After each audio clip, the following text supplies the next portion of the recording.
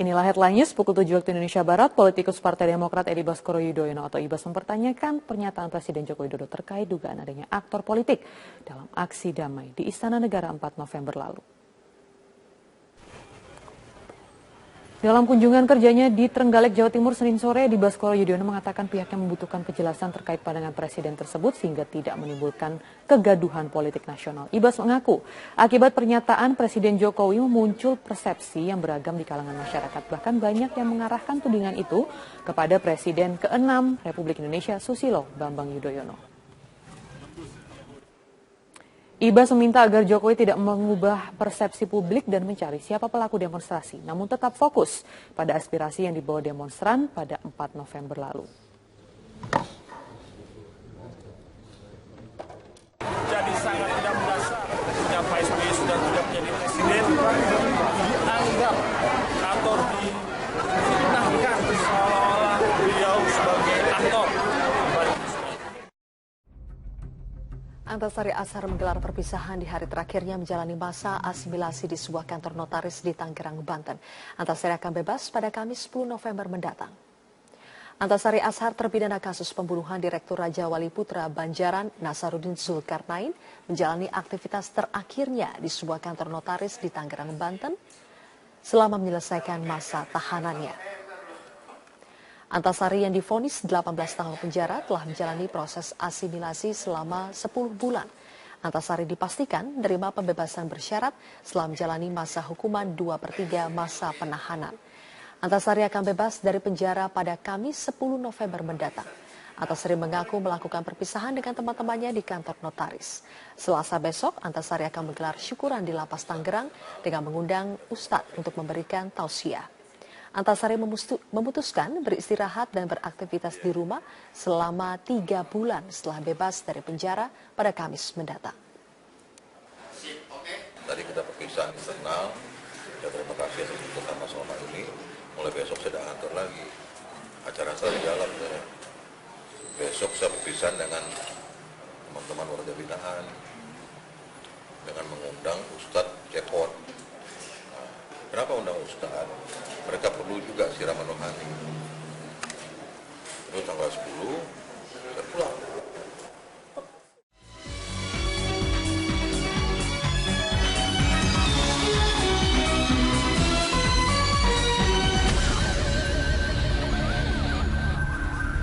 You're watching World News from Indonesia's Pioneer News Channel, Metro TV. I'm Sarah Wayne, and here are the main stories for today.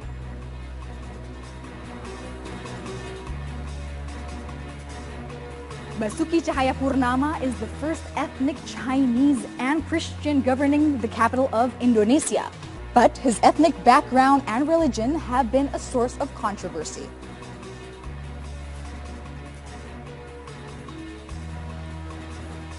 With swing states' position across the U.S., Donald Trump and Hillary Clinton are keeping up a frantic pace in the final days of their race.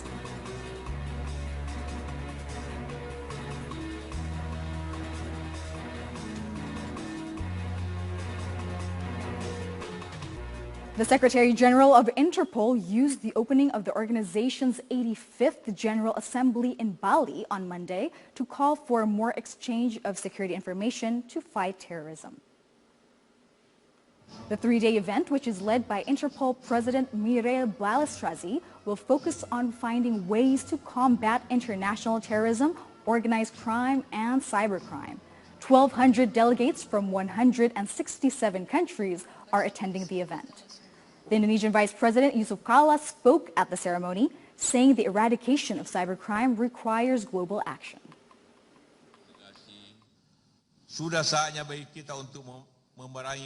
Basuki Cahayapurnama, known as Ahok, is the first ethnic Chinese and Christian governing the capital in the majority Muslim Indonesia.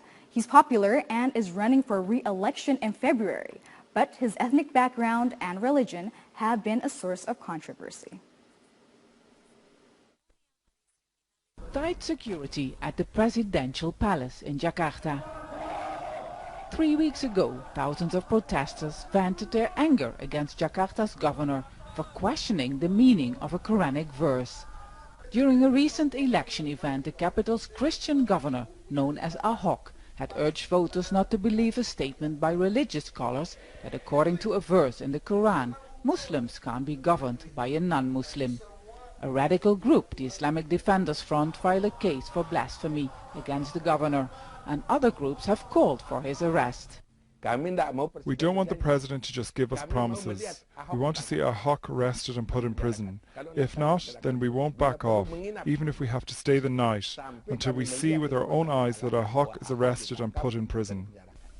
Terrorism experts say groups like ISIL and Al-Nusra are using the rally to call for violence in Indonesia. Photos have emerged of what's claimed to be Al-Nusra-linked fighters in Syria, demanding Ahok's arrest. The governor of Jakarta is a crucial position in Indonesia.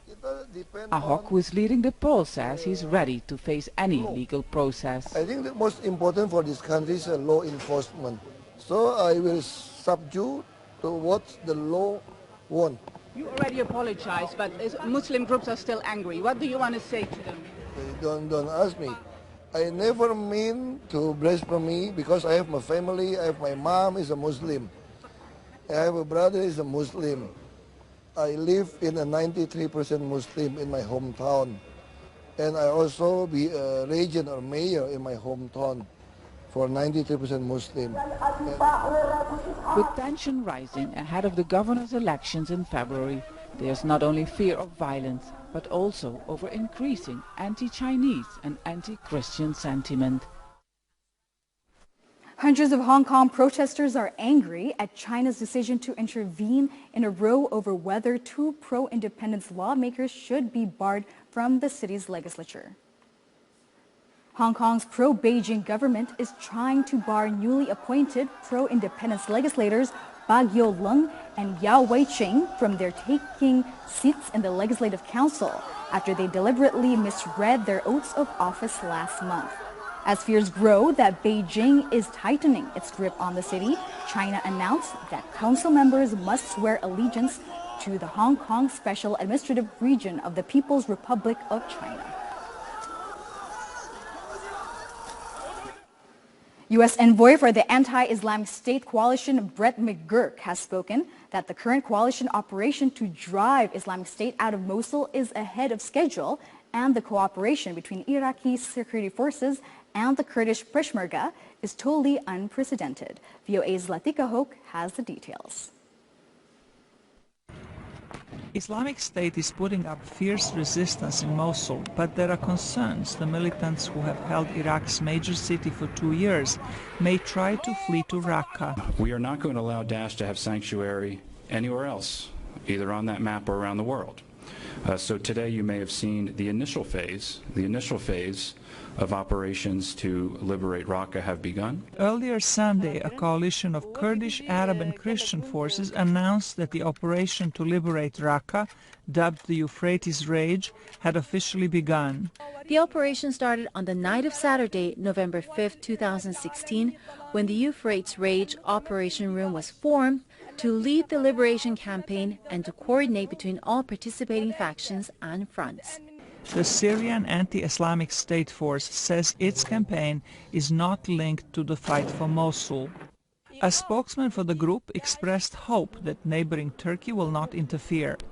The Turkish government is opposed to a Kurdish-led liberation of Raqqa, fearing that Kurds plan to carve an independent Kurdistan from parts of Syria, Turkey and Iraq. But the U.S. envoy emphasized the importance of local forces leading the liberation of the Syrian city. When it comes to Raqqa, I want to make very clear, it is our principal priority throughout this campaign that the vanguard of the force that takes major territory from Daesh should be locally based forces. So when it comes to Raqqa, we want a force that ultimately liberates Raqqa that is primarily from the local area, Arabs from the area. The United States says Kurdish fighters are most effective in fighting the militants both in Iraq and in Syria. McGurk also praised the cooperation of the Kurdish Peshmerga with the Iraqi army in the battle for Mosul. Coming up on World News, robots, virtual reality, and of course 3D printing are being used to help Australian youngsters.